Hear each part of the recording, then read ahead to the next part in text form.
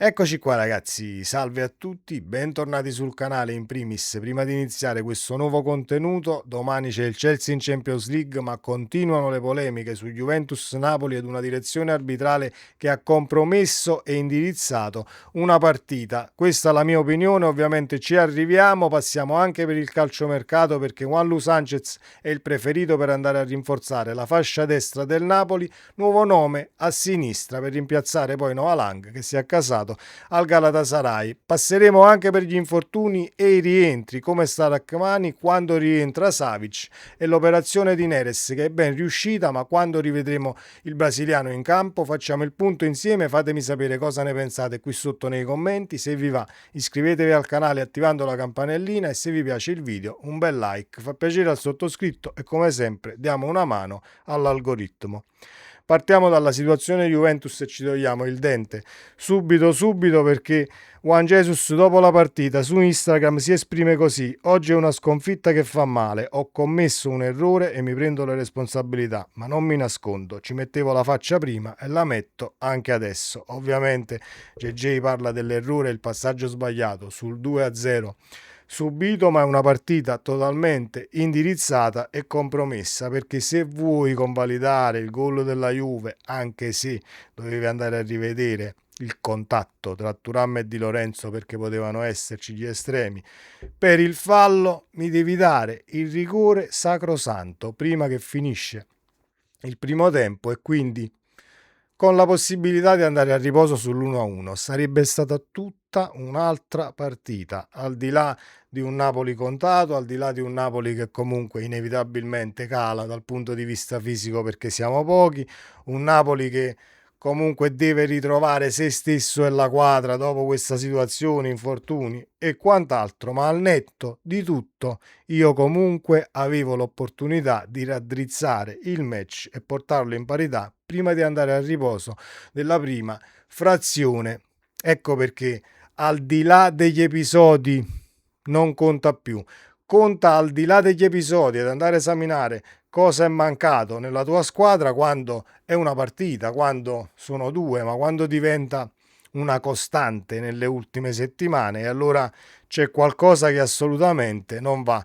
Questa è la mia opinione. Poi c'è un Rocchi che, indispettito dalla direzione Mariani, doveva richiamarlo al VAR, addirittura dicono che è il rigore, ma il rigore è sotto gli occhi di tutti. Poi che non si va al VAR e che non viene esaminata un'azione che poteva, diciamo, mettere il risultato in altri termini, potendo pareggiare la partita, e allora se ne sono lavati le mani e hanno fatto come se niente fosse in quel di Torino, e noi ne prendiamo atto assolutamente, al di là, ripeto, di un Napoli che ha fatto il possibile per quanto mi riguarda dal punto di vista fisico. Poi qualcosina è cambiata nella ripresa prima del 2-0, quando Elmas è stato spostato un tantino più dietro a fare quasi da doppio play, McTominay è stato messo un tantino più avanti. Se ve ne siete accorti, il Napoli comunque aveva preso campo e fiducia. Poi arriva l'errore di Juan Jesus dovuto a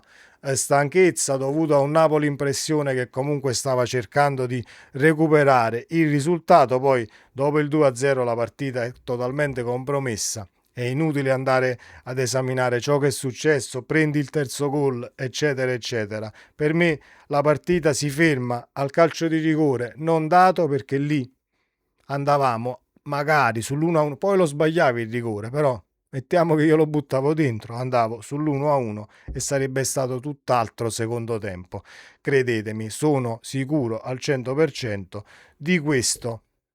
Questa era Juventus-Napoli, perché non mi va nemmeno di esaminare il campo e tornare sulla situazione, infortuni, non infortuni, eccetera, eccetera. Ci mancava Tizio, Caio e Sempronio. L'unica cosa che posso dire e ribadire e ripetere è che Gutierrez a destra non funziona. Lo rivedremo anche domani sera, ma poi ci arriviamo alle probabili formazioni della partita contro il Chelsea di domani, magari con un contenuto a ridosso del match stesso domani. Gli infortuni in casa Napoli e poi passiamo al mercato per quanto riguarda Juanlu Sanchez e questo nuovo nome a sinistra. Stop di 2 settimane circa per Milinkovic-Savic, come riferisce il Corriere dello Sport oggi in edicola. Salterà sicuramente il Chelsea e la Fiorentina di sabato. Dovrebbe però rientrare Rachmani per quanto riguarda la partita contro la Viola, poi vedremo nel caso Rachmani sarà recuperato al 100%, però Savic 2 settimane fuori per il problema che lo ha tenuto fuori anche contro la Juventus. Altro infortunio, ovvero David Neres, operazione riuscita, è stato operato a Londra alla caviglia sinistra, intervento riuscito come aveva rivelato il giocatore ieri con un post sui social ringraziando la moglie e tutti quelli che gli sono stati vicino. L'intervento è perfettamente riuscito, il calciatore osserverà alcuni giorni di riposo e successivamente inizierà l'iter riabilitativo.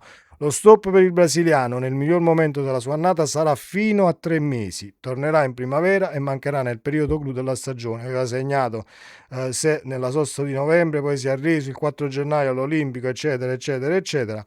Nel mezzo una fugace apparizione con il Parma nel secondo tempo. Un'assenza importante per Conte. Quindi Neres 3 mesi per poi rivederlo in campo, ma il rivederlo in campo significa tornare ad allenarsi con la squadra, quindi possono essere 3 mesi e mezzo, possono essere 3 mesi, vedremo l'eventuale recupero, visto che comunque nella sua carriera è sempre stato un tantino di cristallo, quindi bisogna vedere come recupera il calciatore brasiliano. Detto ciò, il mercato, perché il Napoli è sempre più in pressione su Juanlu Sanchez per quanto riguarda la fascia destra.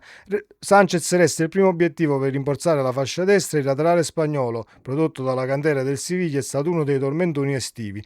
Il club andaluso ha bisogno di fare cassa entro il 30 giugno e vorrebbe il prestito con obbligo di riscatto. Manna invece sta provando a chiudere con un diritto di riscatto, anche perché non possiamo metterci obblighi addosso per poi, diciamo, fare lo slalom tra questi paletti di mercato. La cifra è più o meno simile a quella richiesta in estate, tra i 15 e i 20 milioni. Pista alternativa ma italiana è quella che porta un calciatore polivalente da 3-5-2, ovvero Niccolò Fortini della Fiorentina, 19 anni, quindi è un under 23 italiano. Il Napoli potrebbe acquistarlo in questa sessione di mercato perché non devi poi rispettare né l'Isten né tantomeno situazioni di paletti di mercato che potrebbero rompere le scatole anche in quel di giugno nella sessione di mercato che verrà. Vedremo poi come andrà a finire con Wallu Sanchez, ma la porteremo avanti fino a fine mercato. Mi auguro che il Napoli chiuda in questa sessione, andiamo a rinforzare anche un tantino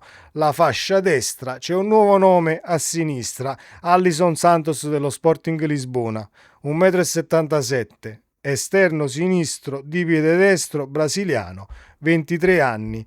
Ovviamente bisogna sempre vedere poi la collocazione, arrivi dal punto di vista tattico, ti metti a disposizione, riesci a fare la doppia fase, eccetera, eccetera. Però poco minutaggio, 676 minuti, 7 presenze in Champions e 2 gol, 17 presenze in Liga con un assist, 2 presenze all'Allianz Cup con un assist, e ovviamente i numeri non è che sono altissimi, però per quello che possiamo trovare online e quello che possiamo vedere dal punto di vista tecnico merita pure, ma non mi sbilancio assolutamente perché poi va visto in un determinato contesto, va visto a Napoli, va visto in uno scacchiere tattico per ciò che ti viene chiesto, e quindi bisogna vedere se è consono l'acquisto a determinate richieste del mister. Questo è il nuovo nome per la fascia sinistra. Poi abbiamo scampato un fosso per quanto riguarda Maldini. C'è a chi Maldini piaceva, ovviamente lo voleva anche a Napoli. Maldini va alla Lazio e io credo che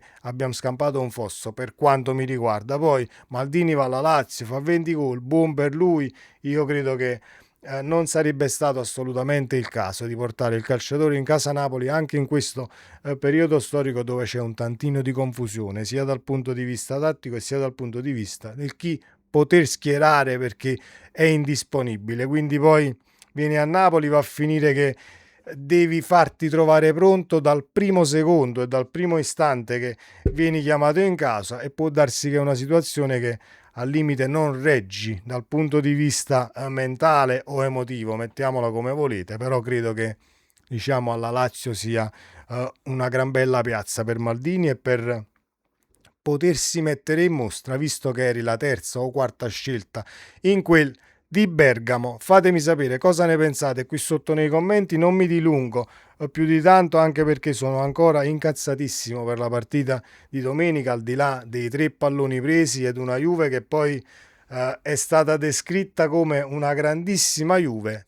Se la grandissima Juve non riesce a dilagare contro un Napoli completamente rimaneggiato e diciamo molto ma molto stanco al 77esimo, eravate solo un gol sopra con un calcio di rigore che noi dovevamo battere e non ci è stato concesso. Quindi se questa è la grandissima Juve, allora ben per il proseguo, perché comunque ci giochiamo assolutamente le zone alte della classifica. Se queste sono le grandi squadre in Serie A, forza Napoli sempre, ci vediamo nel prossimo video, ciao.